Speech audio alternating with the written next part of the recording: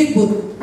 Ya, nanti di standar proses itu Permen nomor 16, standar penilaian juga begitu, standar isi. Nah ini masing-masing ada dia punya regulasinya Bapak Ibu. Yang 2022 ya Bapak Ibu, jangan lihat lagi yang 2000 yang apa? Yang 2016. Lihat yang 2022 sudah Bapak Ibu. Nah, nanti sebentar kami tunjukkan. Bapak Ibu. Nah, kerangkanya ini dari standar kompetensi lulusan itu terbagi lagi standar isi, standar proses, standar penilaian. Nah, standar isi Bapak Ibu itu tadi yang kami sempat singgung, yaitu CP. Ya, kalau saya bilang CP capaian pembelajaran itu pada Permendikbud nomor 56, tapi sudah diperbarui kemarin jadi 226. Sebentar saya kasih tunjuk, Bapak Ibu, kami berikan. Nah, CP-nya ada sedikit berubah. Nah, terus dari standar isi, capaian pembelajaran dan struktur kurikulum. Nah, itu masuk. Jadi yang masuk di standar isi itu capaian pembelajaran dan struktur kurikulum. Nah, yang masuk di standar proses itu prinsip pembelajaran. Ya, tadi itu saya sudah sempat singgung sedikit tentang pembelajaran diferensiasi. Ya, pembuatan modul ajar, ya, silabus itu yang alur tujuan pembelajaran. Terus yang masuk di standar penilaian itu prinsip asesmen, ada 3. Asesmen diagnostik, asesmen formatif, dan asesmen sumatif. Nah, asesmen formatif dan asesmen sumatif itu asesmen formatif yang kita laksanakan dalam proses pembelajaran, dalam tatap muka, baik dalam bentuk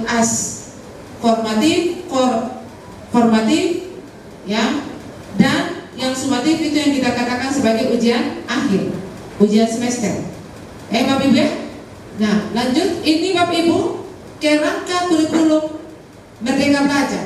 Saya ulang, dari Tujuan Pendidikan Nasional, Undang-Undang Nomor 20 Tahun 2006, masuk pada profil belajar Pancasila yang 5 dimensi itu Bapak Ibu. Tadi saya sudah jelaskan, beriman dan bertakwa kepada Tuhan Yang Maha Esa, berkebinekaan global, gotong royong, mandiri, bernalar kritis dan kreatif. Bapak Ibu.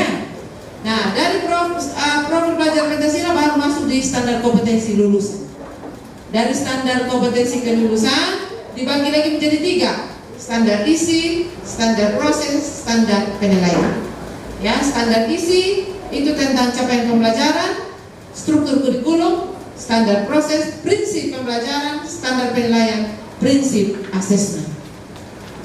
Ya, jadi kalau yang melaksanakan kurikulum berubah sudah lengkap. Sudah ada dia punya KOSP, kurikulum operasional satuan pendidikan, sudah ada modul ajarnya, sudah ada dia punya buku-buku bantuan. Apalagi kalau yang untuk sekolah penggerak sudah lengkap. Ya, satu saja di Sumba Timur yang SMA, SMK itu yang merupakan sekolah penggerak, yaitu SMA Rindi. Ya, itu SMA Rindi. Ya. Yang berikut, ini Bapak Ibu kita uraikan satu persatu dari kerangkanya. Yang pertama, Tujuan Pendidikan Nasional. Nah, Bapak Ibu lihat, ya, Tujuan Pendidikan Nasional. Ini kita kembali review Bapak Ibu, feedback kembali supaya kita ingat, ya.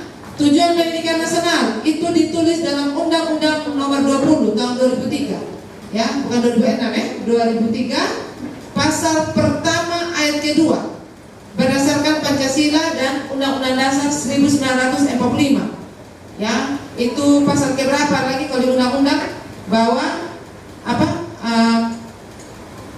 Bapak Ibu ada ingat?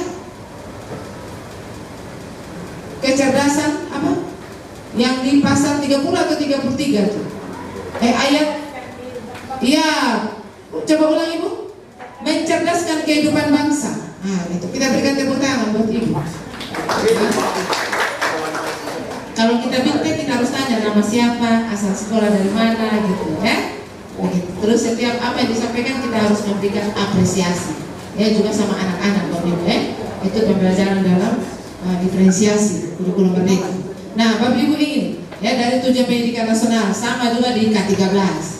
Ya, mulai dari Tujuan Pendidikan Nasional.